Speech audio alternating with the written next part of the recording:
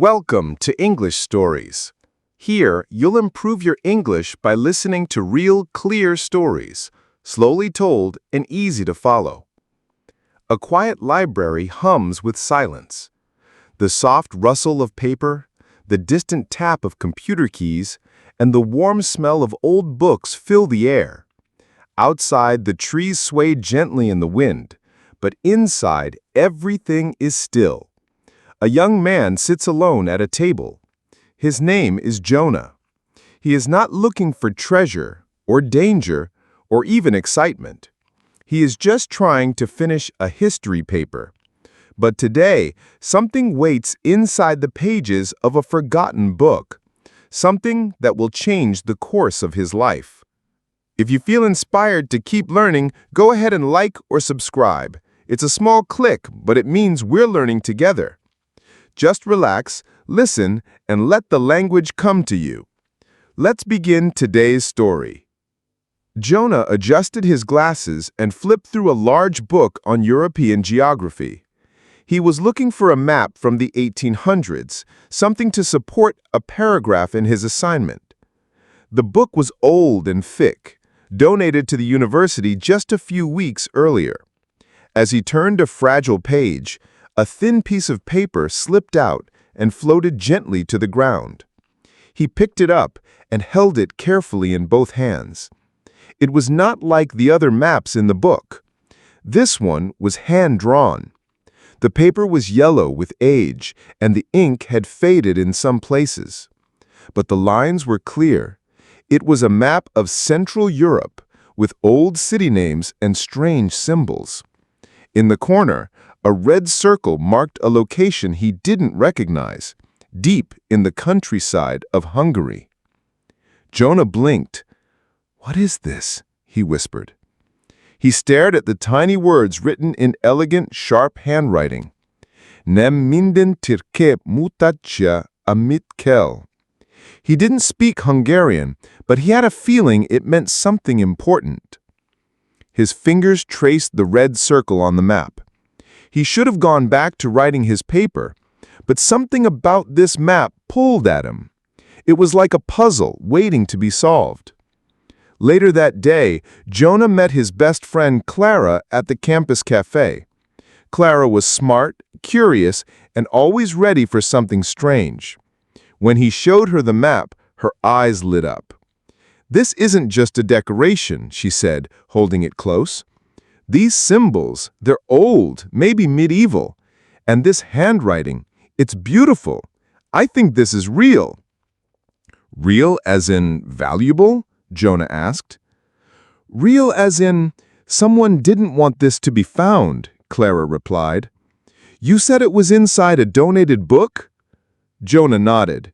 "Yeah, it was hidden between the pages." "Then maybe," she said slowly, "someone didn't hide the map. Maybe someone else did, and the person who donated the book never knew." They looked at each other. The idea gave Jonah a strange feeling in his stomach. Excitement, but also worry. He felt like he was stepping into something that wasn't meant for him. The next morning, Jonah brought the map to the university's language department. A Hungarian professor looked at it with raised eyebrows. "This says, not every map shows what it must," the professor explained. "It's a saying, something mysterious, something poetic." That night, Jonah couldn't sleep. He lay in bed, the map unfolded on his desk. What was it hiding? Why the red circle? Why the secret message? He opened his laptop and searched for old maps of Hungary. Hours passed. He compared shapes, rivers, mountains. Slowly, he noticed something strange. The lines on his map didn't match modern geography. But if he overlaid the map with one from the year 1882, something clicked. The red circle pointed to a village that no longer existed. It had disappeared from maps after World War II. He sent a message to Clara. "Found something. Village gone after 1944. It was called Ser hat Sentivan. Nothing left now, just forest. The next day, they sat together in the library, whispering excitedly. "This is crazy," Clara said. "But if this place is gone, what's the point of the map?" Jonah pointed to a tiny drawing near the circle, almost invisible. "I think it shows a door, or maybe a gate, underground?" Clara leaned closer. "Jonah," she whispered, "I think we have to go." He laughed nervously. "Go? To Hungary?" "Why not?" she smiled. "You're on break next week, so am I. And if we don't, this map will just sit here, waiting." Jonah didn't answer right away, but as he looked at the old, soft paper, the map no longer felt like just a piece of history. It felt like a message. They didn't know it yet, but others had followed this map before them, and not everyone had come back. The week passed quickly. Jonah and Clara packed their bags, their hearts full of questions and a strange mix of excitement and fear. The map was folded carefully in a plastic sleeve. They had printed a copy of the coordinates, numbers showing exactly where the red circle was on the map. They arrived in Budapest, the capital of Hungary, on a chilly morning. The city buzzed with energy, but Jonah's thoughts were elsewhere. The map was a mystery he had to solve. Clara pulled out her phone to check the GPS coordinates. "This is it," she said, "not far from here." They took a small train toward the countryside. The green hills rolled past the window, trees waving in the breeze. The sun shone brightly, but the air was cool. When the train stopped at a tiny station, they stepped out and looked around. There was a small cafe with a sign hanging from a wooden beam. Jonah remembered something. "Remember that egg sandwich at the train station?" he asked Clara with a smile. She laughed. "Yes, not the best food, but perfect for a quick stop." They bought some sandwiches, then started walking in the direction the map showed. The village they were searching for was no longer there. Instead, wildflowers and tall grass covered the land. A few old houses stood empty, their windows broken. The village had been forgotten for decades. Clara took out a notebook and started writing. "The map says there should be a gate here, but I don't see anything." Jonah looked closer at the ground. Near a large oak tree, the earth seemed different, softer, almost like it had been moved. He knelt down and brushed away leaves. There, carved in the dirt, was a small metal ring. He pulled it gently. The ground moved with a creak, revealing a hidden wooden door, old and heavy. The door had strange symbols carved into it. Some matched the ones on the map. "This is it," Jonah said quietly. They looked at each other. Neither wanted to go first. The air was still, and the silence around them felt alive. Clara pulled out a flashlight from her bag. "Shall we?" Jonah nodded and took a deep breath. Together, they lifted the door and stepped down into darkness. The air was cool and smelled of earth. Their footsteps echoed softly on the stone stairs that led down into the unknown. The walls were damp, and small spiders moved quickly into cracks. After several minutes, they reached a wide room. The flashlight's beam revealed rows of wooden shelves filled with old books and dusty boxes. Papers, maps, and artifacts from many years ago were carefully stacked. Jonah's heart raced. "An archive," he said, "a hidden archive." Clara ran her fingers over a large leather-bound book. "This place is amazing. It must have been secret for a reason." Jonah found a small notebook with notes in Hungarian and German. He opened it carefully and read aloud. "This archive contains evidence of a history erased, people and places lost after the war." They spent hours exploring the room, uncovering documents and photographs that told a story no one had seen before. The map was just the beginning. As the sun set outside, Jonah and Clara realized they were part of something bigger. They were protectors of a secret history, one that needed to be told. Jonah and Clara left the hidden archive with copies of important documents carefully packed in their backpacks. They felt both excited and responsible. This secret history needed to be shared, but also protected from those who might want to hide it forever. Back in Budapest, they met with Professor Nagy, the Hungarian language expert. She looked through the papers and maps with serious eyes. "These documents show a different story," she said. "They tell of villages destroyed, families displaced, and cultures forgotten." Jonah nodded. "But why was this hidden? Why keep it secret for so long?" Professor Nagy sighed. "History is written by the winners, usually. Sometimes the truth is too difficult or dangerous to show. This archive was hidden to protect those stories." Clara looked thoughtful.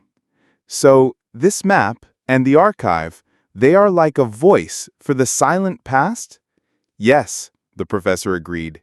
"And now you have a choice. What will you do with this knowledge?" Jonah and Clara talked long into the night. They knew their discovery was important, but they also knew it could bring trouble. Someone might want to stop the story from spreading. Finally, they decided to create an exhibit, one that showed the world the hidden history of Serhat and its people.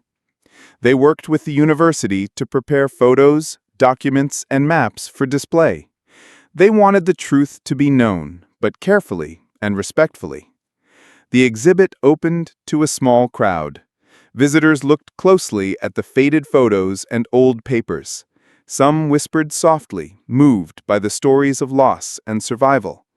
Others asked questions and took notes. One visitor, an elderly woman, approached Jonah and Clara. She had tears in her eyes. "My grandmother was from that village," she said. "Thank you for finding this." Jonah smiled. "It is not only our history, it is everyone's." As the days passed, the exhibit gained attention from historians and journalists. The story of the stolen map and the hidden archive spread around the world. But Jonah never forgot the warning from the professor. Not everyone wanted this history to be told. One evening, as Jonah walked home, he noticed a shadow following him. His heart beat fast, but he kept calm and walked quickly. He told Clara what happened. They agreed to be careful but not to stop their work. The map had started a journey much bigger than they imagined. It had brought light to the past and challenged them to protect the future. Weeks passed, and Jonah and Clara continued their work. The exhibit had brought new interest in forgotten places and stories, but it also brought questions and dangers. Strange messages arrived by email, warnings to stop digging. Phone calls with silence on the other end made Jonah nervous. He understood now. Some secrets were protected by powerful people. One afternoon, Clara found an old letter tucked inside one of the boxes from the archive. It was a letter written by a man named Andras, dated 1943. The letter spoke of a hidden treasure buried near the village, something valuable enough to change history. Jonah and Clara exchanged a glance. "This treasure might explain why the map was stolen," Jonah said. "Maybe someone wanted to hide it forever." They decided to return to the countryside to search for this treasure. The map and the letter gave them clues, directions to follow through the forest and hills. The sun was bright as they walked under tall trees. Birds sang above, but Jonah felt a strange tension. The forest was beautiful, but the secrets it held were heavy. After hours of searching, they reached a clearing. There, half buried in the earth, was an old metal box. It was rusty but strong. Clara brushed the dirt away carefully and opened the lid. Inside were papers, gold coins, and a small diary. The diary belonged to Andras. It told of a promise to protect the truth no matter the cost. Jonah read aloud, "Our history may be stolen, but it will live in those who remember." Clara smiled. "We're the ones who remember now." the discovery made their mission even clearer. This treasure was not just gold or coins, it was the memory of a people, their lives and their struggles. Back in Budapest, they shared the find with Professor Nagy and the university team. The story grew stronger, more real, and more urgent. But with the treasure uncovered, the danger grew. Jonah and Clara knew their next steps would be the hardest yet. Jonah and Clara felt the weight of their discovery. The treasure and the map were pieces of a story that many wanted to forget. But they had made a promise to protect the truth and share it with the world. One evening, as they prepared for a final presentation at the university, a visitor arrived unexpectedly. A tall man in a dark coat introduced himself as a historian, but his eyes were sharp and cold. He asked many questions about the map and the archive. Jonah felt uneasy. Something about the man did not feel right. Clara noticed too. After the visitor left, they decided to be cautious. They protected their work and their new friends. The history they uncovered was powerful. It could change the way people saw the past. The day of the presentation arrived. The auditorium was full of students, teachers, and journalists. Jonah spoke calmly, telling the story of the stolen map and the lost village. Clara showed the photos and documents, explaining the hidden archive and the treasure. The audience listened in silence. When the presentation ended, applause filled the room. People asked questions, eager to learn more. Jonah smiled. "History is not just dates and facts," he said. "It is the story of people, real people with real lives. Sometimes history is stolen, but it can be found again if we listen carefully." As the event ended, Clara looked at Jonah. "We started this as a school project," she said. "Now it's much more." Jonah nodded. History was stolen, yes, but it brought history back to life. Together, they knew their adventure was only beginning. The past had many stories to tell, and they were ready to listen. Final section. Summary and vocabulary review. Throughout the story, we learned many new words and practiced useful English patterns. Let's remember 3 important vocabulary words from each part. Part 1. Map, a picture showing places. Archive, a place where old documents are kept. Hidden, kept secret or out of sight. Part 2. Village, a small group of houses in the countryside. Gate, a door in a fence or wall. Discovered, found something new. Part 3. Exhibit, a public show of objects or information. History, the events from the past. Secret, something kept hidden from others. Part 4. Treasure, valuable things like gold or jewelry. Forest, a large area full of trees. Promise, a commitment to do something. Part 5. Presentation, a talk to share information. Audience, the group of people who watch or listen. Adventure, an exciting and sometimes dangerous experience. We also practiced a useful sentence pattern throughout the story. This, noun, is not just something. It is something else. For example, this map is not just a piece of paper. It is a message. Or, history is not just dates and facts. It is the story of people. This pattern helps you compare ideas and explain something clearly. Vocabulary box. Here are some important words from the story with simple definitions. 1. Map, A drawing that shows places. Archive. A place where old papers are kept. Hidden. Kept out of sight or secret. Village. A small group of houses in the countryside. Gate. A door in a fence or wall. Discovered. Found something new. Exhibit. A public display of objects or information. History. The study of past events. Secret. Something kept hidden from others. Part 4. Treasure. Valuable things like gold or jewelry. Forest.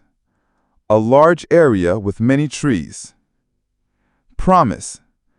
A commitment to do something. Part 5. Presentation. A talk to share information. Audience. The group of people who watch or listen. Adventure. An exciting and sometimes dangerous experience. Discussion question. What would you do if you found an important secret like the map? Why? Think about this question and try to answer in English. It is a great way to practice your speaking or writing skills. End of story. Thank you for listening.